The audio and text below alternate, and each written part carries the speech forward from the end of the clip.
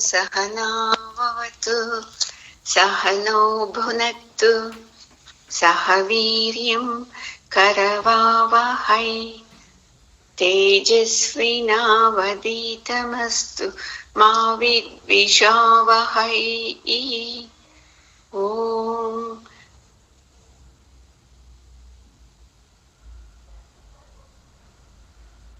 ಶಾಂತಿ ಶಾಂತಿ ಶಾಂತಿ. ಗುರುಗಳ ಪಾದಕ್ಕೆ, ಶಂಕರಾಚಾರ್ಯರವರ ಪಾದಕ್ಕೆ ನಮಸ್ಕಾರ ಮಾಡ್ಕೊಳ್ಳೋಣ. ಇವತ್ತು 11ನೆಯ ಶ್ಲೋಕ. ಮಾ ಕುರುದನ ಜನ ಯೌವನ ಗರ್ವಂ ಹರತಿ ನಿಮಿಷಾತ್ ಕಾಲ ಸರ್ವಂ ಮಾಯಾಮಯಮಿದಮಖಿಲಂ ಬುದ್ಧ್ವಾ ಬ್ರಹ್ಮಪದಂ ತ್ವಂ ಪ್ರವಿಶ ವಿದಿತ್ವಾ ಭಜ ಗೋವಿಂದಂ ಗೋವಿಂದಂ ಭಜ ಮೂಢಮತೆ. ಭಜ ಗೋವಿಂದಂ ಗೋವಿಂದಂ ಭಜ ಮೂಢಮತೆ. ಗೋವಿಂದಂ ಭಜ ಮೂಢಮತೆ. ಗೋವಿಂದಂ ಭಜ ಮೂಢಮತೆ. ಈ ಶ್ಲೋಕದಲ್ಲಿ ಆಚಾರ್ಯರು ಹೇಳ್ತಾ ಇದ್ದಾರೆ, ಮನುಷ್ಯನಿಗೆ 3 ತರಹ ಅಹಂಕಾರಗಳು ಅಂತ. ಇದರಿಂದ ತುಂಬಾ ಗರ್ವ ಪಡ್ತೀವಂತೆ. ಓಹೋ ಹೋ ಹೋ ಅಂತ. ಆಶ್ಚರ್ಯ ಆಗುತ್ತಲ್ವಾ? ಎಂತದಪ್ಪ 3 ತರದ ಅಹಂಕಾರಗಳು ನಮಗೆ? ನನಗೆ ಅಹಂಕಾರನೇ ಇಲ್ಲ, ನಾನು ಎಲ್ಲದನ್ನೂ ತುಂಬಾ ಪ್ರೀತಿ ಮಾಡ್ತೀನಿ ಅಂತ ಹೇಳ್ತೀವಲ್ವಾ? ನೋಡೋಣ ಅಲ್ವಾ ಏನಂತ. ಧನ, ಜನ, ಯೌವನ, ಈ 3 ಅಹಂಕಾರಗಳು ಯಾವಾಗ್ಲೂ ನಾವು ಇಟ್ಕೊಂಡಿರ್ತೀವಿ ನೋಡಿ. ಎಷ್ಟು ಹೆಮ್ಮೆಯಿಂದ ಹೇಳ್ಕೊತೀವಿ ಗೊತ್ತಾ ನಾವು? ಏನ್ ಗೊತ್ತಾ ರೀ, ನಮ್ಗೇನ್ ಕಡಿಮೆ ಇದೆಯಾ ಹಣ? ಎಷ್ಟೊಂದು ಸಂಪಾದನೆ ಮಾಡಿದ್ದಾರೆ ನಮ್ ತಂದೆ, ನಮ್ ತಾತ, ನಮ್ ಮುತ್ತಾತ. ನನಗೇನು ಕಷ್ಟ ಇಲ್ಲಪ್ಪ, ನಾನು ಚೆನ್ನಾಗಿ ಎಂಜಾಯ್ ಮಾಡ್ತೀನಿ. ಯಾಕೆ? ಅವರೆಲ್ಲ ಕಷ್ಟಪಟ್ಟು ಸಂಪಾದನೆ ಮಾಡಿದ್ದಾರಲ್ವಾ ಅಂತ ಅಲ್ಲಿ ಇಟ್ಕೋತೀವಿ ನೋಡಿ. ಮೊದಲನೇ ಅಹಂಕಾರ. ಯಾರೋ ಒಬ್ರು ಮಹಾನುಭಾವರು ಎಷ್ಟು ಹಣ ಇದ್ರೇನು ಅವರು ಅಹಂಕಾರ ಇಲ್ಲದೆ ಸಾಮಾನ್ಯವಾಗಿ ಜೀವನ ಮಾಡ್ತಾರೆ. ಇನ್ನು 2ನೇದು ಜನ. ಇದು ಅಷ್ಟೇ ತುಂಬಾ. ನಮ್ಮದು, ನನ್ನ ಕುಟುಂಬ ಎಷ್ಟು ದೊಡ್ಡದು ಗೊತ್ತಾ ನಮ್ದು? ನಮ್ ತಾಯಿ ಕಡೆ, ನಮ್ ತಂದೆ ಕಡೆ, ನಮ್ಮ ಅಜ್ಜಿ ಕಡೆ, ನಮ್ಮ ಅತ್ತೆ ಮಾವನ ಕಡೆ ನಮ್ದು ತುಂಬಾ ದೊಡ್ಡ ಕುಟುಂಬ ರೀ. ಒಂದು ಚಿಕ್ಕ ಫಂಕ್ಷನ್ಗೆನೆ ನಾವು ಒಂದು 5,000 ಜನ ಸೇರ್ತೀವಿ. ಅಷ್ಟು ದೊಡ್ಡ ಜನಬಲ ನನಗಿದೆ ನೋಡಿ. ಎಷ್ಟು ಅಹಂಕಾರ! ಯಾವಾಗೂ ಇನ್ನೂ ಹೇಳುದು, ನೀವು ಬಂದು ನಮ್ಮೂರಲ್ಲಿ ಇಂಥದ್ದು ನನ್ನ ಹೆಸರು ಅಲ್ಲಿ ಕೇಳಿ ನಾನೇನು ಅಂತ ಗೊತ್ತಾಗುತ್ತೆ ಅಂತ ಹೇಳ್ತೀವಿ.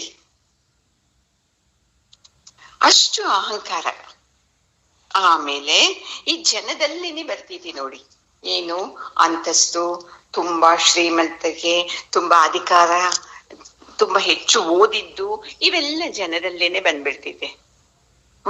ಎಷ್ಟು ಅಹಂಕಾರ ಅಲ್ವಾ ನಮ್ಗೆ? ನಾನು ಎಷ್ಟು ಡಿಗ್ರಿ ಮಾಡಿದ್ದೀನಿ ಗೊತ್ತಾ?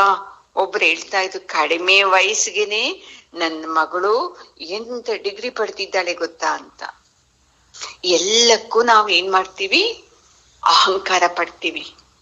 ಯಾರಿಗೂ ಇಲ್ಲ ಇದು ನನಗಿದೆ, ಎಷ್ಟು ಜನ ನನಗಿದ್ದಾರೆ, ನಾನು ಎಷ್ಟು ಓದಿದ್ದೇನೆ, ಎಂತ ಅಧಿಕಾರದಲ್ಲಿ ನಮ್ಮ ಅಪ್ಪ ಅಮ್ಮ ಇದ್ದಾರೆ, ನಾನಿದ್ದೀನಿ, ಇನ್ನೇನ್ ಕಡಿಮೆ ನನಗೆ ಅಂತ. ಏನ್ ಕಡಿಮೆ ನಮ್ಗೆ? ನಾವು ಒಂದ್ಸಲ ನಾನ್ ನಿಮ್ಗೆ ಹೇಳಿದ್ದೆ, ತುಂಬಾ ಶ್ರೀಮಂತರು 10 ಜನ ನಾವು ಹುಡುಕಿದಾಗ ಅವ್ರಿಗೆಲ್ಲ ಅವಾರ್ಡ್ ಕೊಡ್ತಾರೆ. ಮತ್ತೆ ಇನ್ನೊಂದು 5-6 ವರ್ಷ ಆದ್ಮೇಲೆ ಅವ್ರಿಗೆ ಅವಾರ್ಡ್ ಕೊಡೋಣ ಅಂತ ಮತ್ತೆ ನೋಡಿದಾಗ 10 ಜನ ಶ್ರೀಮಂತರಲ್ಲಿ 4 ಜನ ಇರ್ತಾರೆ. ಮಿಕ್ಕಿದವರು 1-2 ಸತ್ತೋಗಿರ್ತಾರೆ, ಒಬ್ಬರನ್ನ ಸಾಯಿಸಿ ಜೈಲ್ಗೆ ಹೋಗಿರ್ತಾರೆ, ಇನ್ನೊಬ್ಬರಿಗೆ ಮೆಂಟಲ್ ವೀಕ್ ಆಗಿರ್ತೈತೆ, ಇನ್ನೊಬ್ರು ಯಾರನ್ನೋ ಕೊಲೆ ಮಾಡಿರ್ತಾರೆ. ಈ ತರ ಎಷ್ಟೊಂದು ಸಮಸ್ಯೆಗಳು. ಮತ್ತೆ ಹಣ ಹಣ ಹಣ ಅಂತೀರಲ್ವಾ, ಮತ್ತೆ ಹಣ ಇದ್ದವರು ಯಾಕೆ ಜೈಲಿಗೆ ಹೋಗಿದ್ದು, ಯಾಕೆ ಇನ್ನೊಬ್ಬರನ್ನ ಸಾಯಿಸಿದ್ದು, ಯಾಕೆ ಅವನ ಮೈಂಡ್ ವೀಕ್ ಆಗಿ ಮೆಂಟಲ್ ಆಗಿದ್ದು? ಯಾಕಂದ್ರೆ ನಮ್ಗೊಂದು ನಂಬಿಕೆ ಅಲ್ವಾ, ಹಣ ಇದ್ದೆ ಸಾಕಪ್ಪ ಇನ್ನೇನು ಬೇಡ ಅಂತ. ಹಣ ಇದ್ದೆ ಸಾಕು ಅಂದಿದ್ದಾಗ ಅವ್ರಿಗೆ ಯಾಕೆ ಇಷ್ಟೊಂದು ಸಮಸ್ಯೆಗಳು ಬಂತು? ಇದು ನಾವು ಯಾವತ್ತೂ ಯೋಚನೆ ಮಾಡಲ್ಲ ನೋಡಿ. ಆಮೇಲೆ ಇದು ದೊಡ್ಡ ಅಹಂಕಾರ, ಯೌವನ. ನಾನೆಂತ ರೂಪವಂತಿ, ನಾನು ಎಂತ ಸುಂದರವಾಗಿದ್ದೀನಿ, ನಾನೆಂತ ಬಲಿಷ್ಠ ಅಂತ ಆ ಯೌವನ ಹಿಡ್ಕೊಂಡು ಎಷ್ಟು ಹೇಳ್ಕೊಂಡು ಅಹಂಕಾರದಿಂದ ಇರ್ತೀವಿ. ನಮ್ಮನೆಯಲ್ಲಿ ನನ್ನ ಮಗನಂತ ರೂಪ ನಮ್ಮ ಜಾತಿಯಲ್ಲಿ ಯಾರಿಗೂ ಇಲ್ಲ ನೋಡಿ ಅಂತ ಹೇಳ್ತಾರೆ. ನನ್ನ ಮಗಳಂತ ಅಂದ ನಮ್ಮ ಜಾತಿನಲ್ಲಿಲ್ಲ ಅಂತ ಹೇಳೋದು ಅಪ್ಪ ಅಮ್ಮ. ಇದನ್ನ ನೋಡ್ಕೊಂಡು ಅಹಂಕಾರ ಪಡ್ತೀವಿ. ಈಗ ಮೊದಲನೇದು ಧನ. ಇಷ್ಟೊಂದು ಹಣ ಬಂತಲ್ವಾ, ಇಷ್ಟೊಂದು ಹಣ ಬಂದಿದ್ದು ಹೆಂಗೆ ಬಂತು? ಆ ಭಗವಂತನ ಕರುಣೆ ಇಲ್ಲ ಅಂದ್ರೆ ನಿನಗೆ ಸಿಗ್ತಾ ಇತ್ತ ಇಷ್ಟೊಂದು? ನಮ್ಮ ತಾತ ಸಂಪಾದನೆ ಮಾಡಿದ್ದು, ನಮ್ಮ ಮುತ್ತಾತ ಸಂಪಾದನೆ ಮಾಡಿದ್ದು. ಹೇಳ್ತೀಯಲ್ವಾ, ನಿಮ್ಮ ತಾತ ಮುತ್ತಾತನಿಗೂ ಆ ಶಕ್ತಿ ಕೊಟ್ಟು ಸಂಪಾದನೆ ಮಾಡುವಂತ ಆ ಕುಶಲತೆ ಕೊಟ್ಟಿದ್ದು ಆ ಪರಮಾತ್ಮ ಅಲ್ವಾ? ಅವನ್ನ ತಿಳಿಯೋದೇ ಇಲ್ಲ. ನಾವು ಮಾಡಿದ್ವಿ ಅಂತ ಏನು ಅಹಂಕಾರದಿಂದನೇ ಇರ್ತೀವಿ. ಯಾರು ಮತ್ತೆ ಎಲ್ಲರೂ ಅಲ್ಲ ರೀ, ಸ್ವಲ್ಪ ಜನ ಎಷ್ಟು ಶ್ರೀಮಂತರಾದ್ರೇನು ಅಷ್ಟೇ ಸರಳವಾಗಿರ್ತಾರೆ ನೋಡಿ. ಇನ್ಫೋಸಿಸ್ ಅವರು ಸುಧಾ ಅಮ್ಮ ನೋಡಿ, ಅವ್ರ ಹಸ್ಬೆಂಡ್ ನೋಡಿ, ಮತ್ತೆ ರತನ್ ಟಾಟಾ ನೋಡಿ, ಇನ್ನು ಎಷ್ಟು ಜನ ಶ್ರೀಮಂತರು. ಮತ್ತೆ ಕರೋನಾ ಟೈಮಲ್ಲಿ ಒಬ್ಬರು ಫಿಲ್ಮ್ ಆಕ್ಟರ್ ಎಷ್ಟು ಜನರನ್ನ ಅವ್ರವ್ರ ಮನೆಗಳಿಗೆ ತಲುಪಿಸಿದ್ದಾರೆ. ಯಾಕೆ ಅವರೇ ಎಂಜಾಯ್ ಮಾಡ್ಬೋದಲ್ಲ ಹಣದಲ್ಲಿ. ಮಾತಾ ಅಮೃತಾನಂದಮಯಿ ನೋಡಿ, ಫ್ಲಡ್ಸ್ ಬಂದಾಗೆಲ್ಲ ಎಷ್ಟು ಹಣ ಕೊಡ್ತಾರೆ. ಯಾರೋ ಕೆಲವರು ಇದು ಭಗವಂತನಿಂದ ಬಂದಿದೆ ಅಂತ. ಸತ್ಯ ಸಾಯಿಬಾಬಾ ಅವ್ರನ್ನ ನೋಡಿ, ಎಷ್ಟು ಅನುಕೂಲಗಳು ಕೊಡ್ತಾ ಇದ್ದಾರೆ, ಅವರ ಆನಂದ ಅನುಭವಿಸ್ದೆ. ನಾವೇನ್ ಮಾಡ್ತಾ ಇದ್ದೀವಿ? ನಮ್ಮ ಹತ್ರ ಇದ್ದಿದ್ದ ಹಣನ ಹಿಡ್ಕೊಂಡು ನನ್ನಿಂದ ನಾನು ಸಂಪಾದನೆ ಮಾಡಿದ್ದು, ನಮ್ಮಪ್ಪ ನಮ್ಮಮ್ಮ ಅಂತ ಅಹಂಕಾರದಿಂದ ಓಡಾಡ್ತಾ ಇದ್ದೀವಿ. ನಮ್ಮ ಹಣಕ್ಕೆ ಎಲ್ಲರೂ ನನಗೆ ನಮಸ್ಕಾರ ಮಾಡ್ತಾರೆ ಅಂತ ನೋಡಿ. ಮುಂದೆ ನಿಮ್ಗೆ ನಮಸ್ಕಾರ ಮಾಡ್ತಾರೆ, ಹಿಂದ್ಗಡೆ ಏನ್ ಹೇಳ್ತಾರೆ? ಬೇರೆಯವ್ರ ಕತೆ ಬೇಡ, ನೀವೇನ್ ಹೇಳ್ತೀರಾ? ಅವನ್ ಹೆಂಗೆ ಸಂಪಾದನೆ ಮಾಡಿದ್ ನನಗ್ ಗೊತ್ತಿಲ್ವಾ ಅಂತ ಹೇಳ್ತೀರಾ. ಮತ್ತೆ ಕೆಲವರು ಅವರಪ್ಪ ಮುತ್ತಾತ ಸಂಪಾದನೆ ಮಾಡಿದ್ದೀವಿ ದಾನ ಮಾಡ್ತಾವನೆ ಅಂತ ಹಿಂಗೂ ಹೇಳ್ತೀರಾ ಅಲ್ವಾ? ಯಾವಾಗ್ಲೂ ಅಷ್ಟೇ, ಎಷ್ಟು ಬಂದ್ರೇನು ನಾವ್ ಹೆಂಗಿರ್ಬೇಕು? ನನಗೆ ಏನೂ ಇಲ್ಲ, ನಾನು ಸಾಮಾನ್ಯ ಮನುಷ್ಯ ಅನ್ನೋ ತರ ಇರ್ಬೇಕು.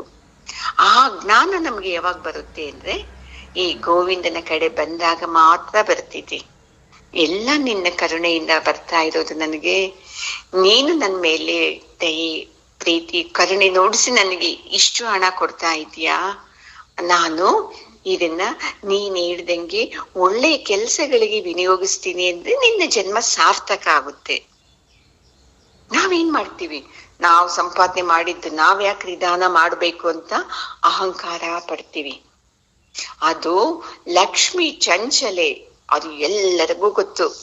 ಇವತ್ತು ಇವ್ರ ಮನೆಯಲ್ಲಿರುತ್ತೆ, ಇನ್ನೊಂದ್ ದಿವ್ಸ ಇನ್ನೊಂದ್ ಮನೆಗೆ ಹೋಗುತ್ತೆ, ಇನ್ನೊಂದ್ ದಿವ್ಸ ಇನ್ನೊಂದ್ ಮನೆಗೆ ಹೋಗುತ್ತೆ ಅಂತ. ಅಷ್ಟು ಒಳಗಡೆ ನಾವು ಎಲ್ಲರಿಗೂ ನೋಡಿಸ್ಕೊಂಡು ನಾನಿಷ್ಟು ಶ್ರೀಮಂತ ಅಂತ ನೋಡ್ತಾ ಇರ್ತೀವಲ್ವ ನಾವು. ಹೊರಗಡೆ ಏನು ಅಹಂಕಾರದಿಂದ ಓಡಾಡ್ತಾ ಇರ್ತಾರೆ. ಮತ್ತೆ ಜನನು ಅಷ್ಟೇ, ಎಷ್ಟು ದಿವಸ ಇರ್ತಾರೆ ನಿಮ್ ಜೊತೆ?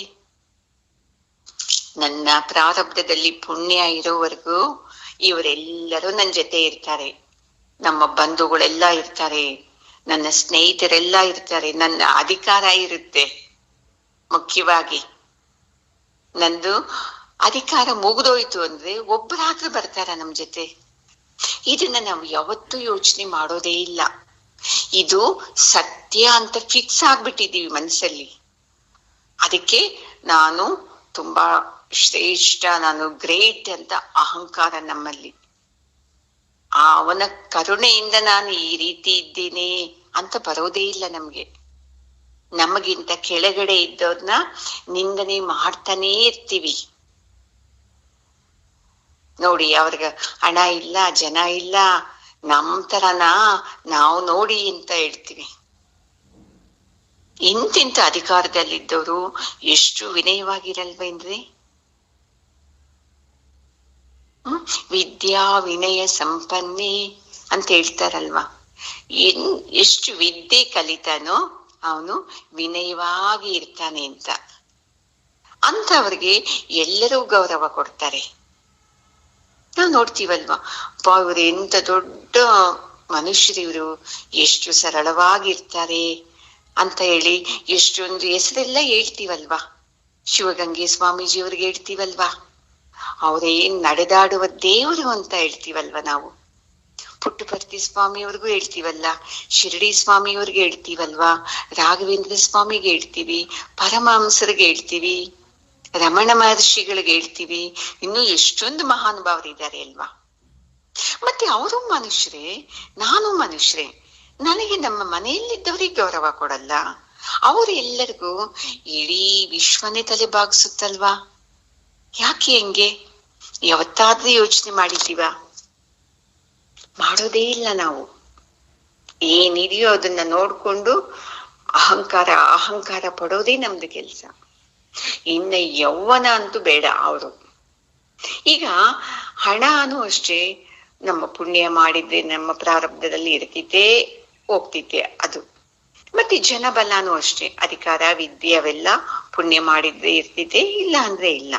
ಈ ಯೌವನ ಮಾತ್ರ ನೋಡಿ ಪ್ರತಿಯೊಬ್ಬರಿಗೂ ಇದ್ದೇ ಇರುತ್ತೆ ಅಲ್ವಾ. ವೃದ್ಧಾಪದಲ್ಲಿ ಇದ್ದವ್ರಿಗೆಲ್ಲ ಯೌವನದಿಂದಾನೇ ಅವ್ರ ಮೇಲೆ ಬಂದಿರ್ತಾರೆ. ಈ ಒಂದು ವಿಷಯದಲ್ಲಿ ನಾವು ಎಲ್ಲರೂ ಪುಣ್ಯ ಯೌವನ, ಆ ಯೌವನನ ಸದ್ವಿನಿಯೋಗ ಪಡಿಸ್ಕೋತೀವಲ್ಲ, ಅದು ಮುಖ್ಯ ನೋಡಿ. ಯೌವನದಲ್ಲಿ ನಾವು ಅಹಂಕಾರದಿಂದ ಭೋಗಗಳಲ್ಲಿ ಮುಳುಗಿ ನಮ್ಮ ಜೀವನನ ಹಾಳು ಮಾಡ್ಕೋತೀವಿ. ಅಂತ ಜೀವನ ಶ್ರೇಷ್ಠ ಅಂತ ಅವ್ರದ್ದು. ಅಂತ ಟೈಮಲ್ಲಿ ನಾವೇನು ಆ ಯೌವನ ಆ ಶಕ್ತಿನ ಅದನ್ನ ಈ ಕಡೆಗೆ ಉಪಯೋಗಿಸ್ಬೇಕು, ಒಳ್ಳೆ ಸೇವಾ ಕಡೆಗೆ ಉಪಯೋಗಿಸ್ತೀವ ನಾವು. ನಾನ್ ಅನುಭವಿಸ್ಬೇಕು, ಅದಕ್ಕೆ ನನಗೆ ಕೊಟ್ಟಿರೋದು ಇದೆಲ್ಲಾನು ನಮ್ಮಪ್ಪ ನಮ್ಮಮ್ಮ ಅಂತ ಹೇಳಿ ಅದನ್ನ ಅನುಭವಿಸಿ ಕಾಯಿಲೆಗಳು ತಗೊಳ್ಳೋದ್ರಲ್ಲಿ ನಾವಿರ್ತೀವಿ. ಆ ಯೌವನದಲ್ಲಿ ಆ ಶಕ್ತಿಯಿಂದ ಬೇರೆಯವರಿಗೆ ಉಪಯೋಗ ಮಾಡ್ಬೋದು. ನೋಡಿ, ಎಷ್ಟು ಜನರಿಲ್ಲ. ವಿವೇಕಾನಂದರು, ಸುಭಾಷ್ ಚಂದ್ರ ಬೋಸರು, ಎಂತೆಂತ ಸ್ವಾತಂತ್ರ್ಯ ಸಮಯೋಧರರೆಲ್ಲ ಏನ್ ಮಾಡಿದ್ರು? ತಮ್ಮ ಶಕ್ತಿನ ನಮ್ಮ ಭಾರತ ದೇಶದಿಂದ ಬೇರೆಯವ್ರನ್ನ ಹೊರಗಡೆ ಓಡಿಸೋದಿಕ್ಕೆ ಅವ್ರು ಇಟ್ಕೊಂಡ್ರು. ನಾವೇನ್ ಮಾಡ್ತಾ ಇದ್ದೀವಿ? ನಮ್ಮ ಯೌವನದ ಶಕ್ತಿನ ಎಲ್ಲಾನು ಈ ಭೋಗಗಳಲ್ಲೇ ಮುಳುಗಿಸ್ಕೊಂಡು ನಾವು ಜೀವನ ಮಾಡ್ತಾ ಇದ್ದೀವಿ. ಇಂಥ ಜೀವನ ಬೇಕಾ? ಈ ಮೂರರಿಂದ ನೀನು ಹೊರಗಡೆ ಯಾಕೆ ಬರ್ತಾ ಇಲ್ಲ? ಇವೇ ಶಾಶ್ವತ ಅಂತ ಇಟ್ಕೊಂಡ್ಬಿಟ್ಟಿದೀಯಲ್ವಾ? ಇದು ನಿನ್ನನ್ನ ನಿಮಿಷನೂ ಕಬಳಿಸ್ತಾ ಇದೆ. ಯೌವನ ಯಾವಾಗ್ಲೂ ಶಾಶ್ವತ ಇರ್ತಿತ್ತ? ಹಣ ಯಾವಾಗ್ಲೂ ಶಾಶ್ವತ ಇರ್ತಿತ್ತ? ಈ ಜನರು, ಈ ಅಧಿಕಾರ ಇವೆಲ್ಲ ಶಾಶ್ವತನ? ಒಂದೊಂದು ದಿವಸನು ನಿನ್ನನ್ನ ಭಕ್ಷಣೆ ಮಾಡ್ತಾ ಇದೆ ಅಲ್ವಾ ಅಮ್ಮ? ಅದು ಗೊತ್ತೇ ಇಲ್ಲ ನಮಗೆ. ನನ್ ಬರ್ತಡೇ ಇವತ್ತು ಅಂತ ಹೇಳಿ ಎಷ್ಟು ಗ್ರ್ಯಾಂಡ್ ಆಗಿ ಎಷ್ಟು ಖರ್ಚು ಮಾಡ್ತೀವಿ. ಸ್ವಲ್ಪ ಯೋಚನೆ ಮಾಡಿ. ನನ್ನ ಆಯಸ್ಸಲ್ಲಿ ಇವತ್ತಿಗೆ 1 ವರ್ಷ ಕಡಿಮೆ ಆಯ್ತು ಅಂತ ಯೋಚನೆ ಬರೋದೇ ಇಲ್ಲ. ಆಯಸ್ಸಲ್ಲಿ 1 ವರ್ಷ ಕಡಿಮೆ ಆಯ್ತು ಅಂತ ಎಂಜಾಯ್ ಮಾಡ್ತೀವಿ. ಇದು ಬೇಕಾ ನಮಗೆ? ಆ ಕಾಲ ನಮ್ಮನ್ನ ಕಬಳಿಸ್ತಾ ಇದ್ದಾನೆ, ಹಿಂದ್ಗಡೆಯಿಂದ ನಮ್ಮ ಹಿಂದೆನೆ ಇದ್ದಾನೆ. ಅನ್ನೋ ಸತ್ಯ ನಮ್ಗೆ ಗೊತ್ತಿಲ್ಲದೆ ಏನ್ ಮಾಡ್ತಾ ಇದ್ದೀವಿ ನಾವು, ಈ ಸುಖಗಳಲ್ಲೇ ನಾವು ಬಿದ್ದು ಸಾಯ್ತಾ ಇದ್ದೀವಿ. ಆ ಬ್ರಹ್ಮನ ಕಡೆ ಯಾರು ಹೋಗೋದಿಕ್ಕೆ ಮನಸ್ಸು ಮಾಡ್ತಾನೆ ಇಲ್ಲ. ಅಂತ ಮಾಯೆಯಿಂದ ಕೂಡಿದ ಈ ಜಗತ್ತೇ ಸತ್ಯ ಅಂತ ನಾವ್ ಅನ್ಕೊಂಡ್ಬಿಟ್ಟಿದೀವಿ. ಅಂದ್ರೆ ತಿಳಿದಂತವ್ರು ಅವರು ಏನ್ ಅನ್ಕೋತಾ ಇದ್ದಾರೆ, ಓ ಈ ಜಗತ್ತು ಸತ್ಯ ಅಲ್ಲ, ಪರಮಾತ್ಮ ಒಬ್ಬನೇ ಸತ್ಯ, ಅವನ್ನ ನಾನು ಸೇರ್ಬೇಕು ಅಂತ ಅವನ್ ತಿಳ್ಕೊತಾನೆ, ಜ್ಞಾನಿ ತಿಳ್ಕೊತಾನೆ. ನಾವು ಅವನ್ ನೋಡು ಎಲ್ಲ ಬಿಟ್ಬಿಟ್ಟು ಏನ್ ಸನ್ಯಾಸಿ ತರ ಇದ್ದಾನೆ ಅಂತ ನಾವು ಅವನ್ನ ಅಹಂಕಾರದಿಂದ ಹೀಯಾಳಿಸ್ತೀವಿ. ನೀವು ಎಷ್ಟೇ ಯವನದಲ್ಲಿ ಇರ್ಲಿ, ನೀವು ಮುಂದೆ ಕೋಲಿಡ್ಕೊಂಡೇ ಇದ್ದೋಡ್ಬೇಕು, ಇನ್ನೊಬ್ಬರ ಸಹಾಯದಿಂದನೇ ನಡಿಬೇಕು. ಎಷ್ಟೇ ಹಣ ಇರ್ಲಿ, ಅದು ಶಾಶ್ವತವಾಗಿ ನಿನ್ನ ಜೊತೆ ಇರೋಕ್ಕೆ ಸಾಧ್ಯನೇ ಇಲ್ಲ. ಎಷ್ಟೇ ನಿನ್ನ ಹಿಂದೆ ಜನ ಇದ್ರೇನು ಸದಾ ನಿನ್ನ ಜೊತೆ ಇರೋದೇ ಇಲ್ಲ. ಯಾಕೆ ನಾವು ಮೊದಲೇ ತಿಳ್ಕೊಂಡಿದ್ದೀವಲ್ವಾ, ಸಿಹಿ ಇರೋವರೆಗುನೆ ಇರುವೆಗಳೆಲ್ಲ ಸೇರೋ ತರ ನಿನ್ನಲ್ಲಿ ಹಣ ಇದ್ದಾಗ ಎಲ್ಲರೂ ಬರ್ತಾರೆ, ಹಣ ಕಡಿಮೆ ಆಯ್ತು ಅಂದ್ರೆ ಎಲ್ಲರೂ ಬರಲ್ಲ ಅಂತ ನಾವು ತಿಳ್ಕೊಂಡ್ಬಿಟ್ಟಿದ್ದೀವಿ. ಅಂದ್ರೆ ಏನು, ನಾವೇನ್ ಮಾಡ್ತಾ ಇದ್ದೀವಿ, ಅದನ್ನ ನಂಬದೆ ನಮ್ಮ ಹಣದ ಮೇಲೆ, ನಮ್ಮ ಯೌವನದ ಮೇಲೆ, ನಮ್ಮ ಹಿಂದೆ ಇರೋ ಈ ಸಂಪತ್ತಿನ ಮೇಲೆ ನಾವು ಒದ್ದಾಡ್ತಾ ಇದ್ದೀವಿ. ಇದು ಸತ್ಯ, ಇದು ಸತ್ಯ ಅಂತ. ಎಲ್ಲರಿಗೂ ದರ್ಶನ ಮಾಡಿಸಿದಿ ನೋಡಿ ಕರೋನಾ, ಮಾಡಿಸಿಲ್ವಾ? ಅದರ ಮುಂದೆ ಯಾರು ನಿಂತಿದ್ದಾರೆ? ಏನು ಶ್ರೀಮಂತರು ಸತ್ತೋಗ್ಲಿಲ್ವಾ? ಎಂತೆಂತ ಮಹಾನ್ ಶ್ರೀಮಂತರು ಮರಣ ಕಾಲದಲ್ಲಿ ತಮ್ಮವ್ರನ್ನ ನೋಡದೆ ಕಣ್ಣು ಮುಚ್ಚಿದ್ದಾರೆ. ಕರೋನಾ ಅಲ್ಲಿ ಯಾವ ಸಂಸ್ಕಾರಗಳು ಇಲ್ದೇನೆ ಅವ್ರಿಗೆ ಹಾಸ್ಪಿಟ್ಲ್ ಅವ್ರಿಗೆ ಎಲ್ಲೋ ತಗೊಂಡೋಗಿ ಹಾಕಿದ್ದಾರೆ ಅಂತ ನಾವು ಎಷ್ಟು ಕೇಳಲಿಲ್ಲ. ಇಂಥ ಯೌವನದಲ್ಲಿ ಇದ್ದವರೆಲ್ಲ ಕರೋನಾದಲ್ಲಿ ಸತ್ತಿದ್ದಾರೆ. ಎಲ್ಲಿ ನಿನ್ನ ಯೌವನ ನಿನ್ನ ಕಾಪಾಡ್ತು? ನಿನ್ನ ಹಿಂದೆ ಏನ್ ಜನ ಇದ್ದಾರೆ, ನನಗೆ ಎಷ್ಟು ಇದ್ದಾರೆ, ನನ್ನ ಮನೆಯವರು ಎಷ್ಟು ಪ್ರೀತಿ ಮಾಡ್ತಾರೆ ಅಂತ ಹೇಳಿದಲ್ವಾ, ಅವರೆಲ್ಲ ಎಲ್ಲಿ ಹೋದ್ರೆ ಕರೋನಾ ಸಮಯದಲ್ಲಿ ನಿನ್ನ ನೋಡಕ್ಕೆ ಬಂದಿಲ್ವಲ್ಲ. ಇದು ನೋಡಿ ಭಗವಂತನ ಮಾಯೆ ಅಂದ್ರೆ. ಆ ಮಾಯೆನ ತಿಳ್ಕೋಬೇಕು ನಾವು. ಆವಾಗ ನಮಗೆ ಈ ಹಣ ಇದ್ದಾಗ, ಹಣ ಇಲ್ದಿದ್ದಾಗ, ಜನ ಇದ್ದಾಗ, ಜನಬಲ ಇಲ್ಲದಿದ್ದಾಗ, ಯೌವನ ಇದ್ದಾಗ, ಈ ವೃದ್ಧಾವಸ್ಥೆಯಲ್ಲಿ ಬಂದಾಗ್ಲೂ, ಯೌವನದಲ್ಲಿ ಇದ್ದಾಗ್ಲೂ ನಾವು ಅಹಂಕಾರ ಪಡೆದೆ ಆ ಭಗವಂತನ ತಿಳ್ಕೊತೀವಿ.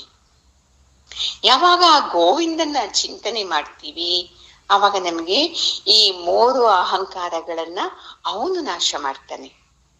ನಾನೆಲ್ಲ ನಾಶ ಮಾಡ್ಕೊಡೋದು, ಕೊಡೋದು ಅವನೇ, ಅದನ್ನ ತುಳಿಯೋದು ಅವನೇ.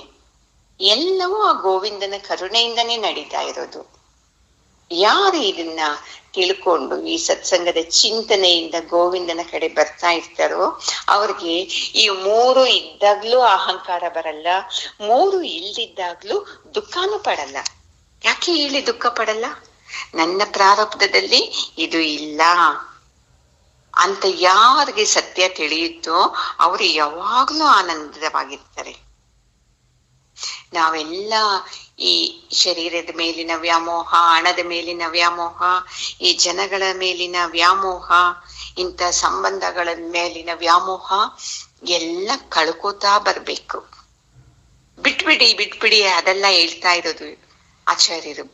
ಎಲ್ಲರ ಜೊತೆ ಇದ್ದೂನು ಇದು ಸತ್ಯವಾದ ಜೀವನ ಅಲ್ಲ. ಆ ಸತ್ಯವಾದದ್ದು ಚೈತನ್ಯ ಇದೆ ಅಲ್ವಾ, ಗೋವಿಂದನ ಚೈತನ್ಯ, ಅದನ್ನ ನಾನು ತಿಳ್ಕೋಬೇಕು. ಅದು ಸತ್ಯ. ಇವ್ರ ಜೊತೆ ಇರ್ಬೇಕು, ನನ್ನ ಪ್ರಾರಬ್ಧದಲ್ಲಿ ಇದೆ ಆದಂತ ಇದೇ ಸತ್ಯ ಅಲ್ಲದೆ ಆ ಭಗವಂತನ ಚೈತನ್ಯ ಶಕ್ತಿನ ತಿಳ್ಕೊಳ್ಳೋದು ನಾನು ಬಂದಿರೋದು ಅಂತ ನಿಮ್ಮ ಮನಸ್ಸಿಗೆ ಬಂತು ಅಂದ್ರೆ ನೋಡ್ಕೊಳ್ಳಿ, ನಿಮ್ಗೆ ದುಃಖ ಆಗಲ್ಲ. ಈಗ ನನ್ನ ಗಂಡ, ನನ್ನ ಹೆಂಡತಿ, ನನ್ನ ಮಕ್ಕಳು, ಇವ್ರ ಜೊತೆ ಕನೆಕ್ಟ್ ನ ಜಾಸ್ತಿ ಇಟ್ಕೊಂಡಿದ್ದೀವಿ. ಅತಿ ವ್ಯಾಮೋಹದಿಂದ ನಮ್ಗೆ ದುಃಖ ಆಗ್ತಾ ಇರೋದು. ಒಂದು ಮಾತಂದ್ರೆ ಸಂತೋಷ ಪಡ್ತೀವಿ, ಒಂದು ಮಾತಂದ್ರೆ ತುಂಬಾ ದುಃಖ ಪಡ್ತೀವಿ. ಆ ಗೋವಿಂದ ನಿಮ್ಮನ್ನ ಏನಾದ್ರೂ ಅಂದಿದನ ನೋಡಿ? ಅವನ ಚಿಂತನೆ ಮಾಡಿ, ಅವನ ನಾಮಸ್ಮರಣೆ ಮಾಡಿ. ಅದರಿಂದ ಯಾವತ್ತೂ ಲಾಸ್ ಆಗಲ್ಲ ನಮಗೆ. ಈ ಕುಟುಂಬದವ್ರ ಜೊತೆ, ಈ ಜನಗಳ ಜೊತೆ, ಯೌವನದ ಜೊತೆ ಒಂದಲ್ಲ ಒಂದು ಸಲ ನಮ್ಗೆ ನೋವಾಗ್ತಾ ಬರ್ತಿದೆ. ಈ ಮೂರೂ ಶಾಶ್ವತ ಅಲ್ಲ. ಆ ಶಾಶ್ವತವಾದಂತ ಆ ಗೋವಿಂದನ್ನ ಹಿಡ್ಕೊಂಡಾಗ ನಿನಗೆ ಹಣ ಇದ್ದಾಗ್ಲೂ ದುಃಖ ಆಗಲ್ಲ, ಹಣ ಇಲ್ದಿದ್ದಾಗ್ಲೂ ದುಃಖ ಆಗಲ್ಲ, ಜನ ಇದ್ದಾಗ್ಲೂ ಜನ ಇಲ್ದಿದ್ದಾಗ್ಲೂ, ಅಧಿಕಾರ ಇದ್ದಾಗ ಇಲ್ದಿದ್ದಾಗ, ಯೌವನದಲ್ಲಿ ಇದ್ದಾಗ್ಲೂ ಯೌವನ ಕಳ್ಕೊಂಡ್ಮೇಲೂ ಅಷ್ಟೇ ನೀನು ಭಗವಂತನ ಕಡೆ ಬಂತೆ ಅಂದ್ರೆ, ಸತ್ಯ ಇದೆ ಅಂತ ತಿಳ್ಕೊಂಡ್ರೆ ನೀನು ಸದಾ ಆನಂದವಾಗಿರ್ತೀಯ. ಈ ಕಡೆ ಬಾ, ನೀನು ಈ ಬ್ರಹ್ಮನನ್ನ ತಿಳ್ಕೊ, ನೀನು ಅವನ್ನ ತಿಳ್ಕೊಳ್ಳದೆ ನೀನು ಅಲ್ಲಿ ಇದೆಯಲ್ವಾ, ಇದು ಸರಿನಾ? ಈ ವ್ಯಾಮೋಹನ ಬಿಡು ಅಂತ ಹೇಳ್ತಾ ಇದ್ದಾರೆ. ಮಾಯೆಯಿಂದ ಕೂಡಿದ್ದು ಈ ಮೂರುನು, ಧನ ಜನ ಯೌವನ ಎಲ್ಲ ನಮ್ಮನ್ನ ಆ ಕಡೆ ಜಾಸ್ತಿ ಅಟ್ರಾಕ್ಟ್ ಮಾಡ್ತಿದ್ದೆ. ಆ ಮಾಯೆಯಿಂದ ಕೂಡಿದ್ದನ್ನ ಬಿಡಿಸ್ಕೊಂಡು ಈ ಗೋವಿಂದನ ಸ್ವರೂಪನ ತಿಳ್ಕೊ ಅಂತ ಆಚಾರ್ಯ ಶಂಕರರು ನಮಗೆ ಎಚ್ಚರ ಮಾಡ್ತಾ ಇದ್ದಾರೆ. ಓಂ ಪೂರ್ಣಮದ ಪೂರ್ಣಮಿದಂ ಪೂರ್ಣಾತ್ ಪೂರ್ಣಮುದಚ್ಯತೆ ಪೂರ್ಣಸ್ಯ ಪೂರ್ಣಮಾದಾಯ ಪೂರ್ಣಮೇವಾವಶಿಷ್ಯತೆ. ಓಂ ಶಾಂತಿ ಶಾಂತಿ ಶಾಂತಿ. ಹರಿ ಓಂ ಶ್ರೀ ಗುರುಭ್ಯೋ ನಮಃ. ಹರಿ ಓಂ. ಗುರುಗಳ ಪಾದಕ್ಕೆ ನಮಸ್ಕಾರ ಮಾಡ್ಕೊಳ್ಳೋಣ. ಆಚಾರ್ಯ ಶಂಕರಾಚಾರ್ಯರವರ ಪಾದಕ್ಕೂ ನಮಸ್ಕಾರ ಮಾಡ್ಕೊಳ್ಳೋಣ. ಜೈ ಶ್ರೀಮಮ್ಮ.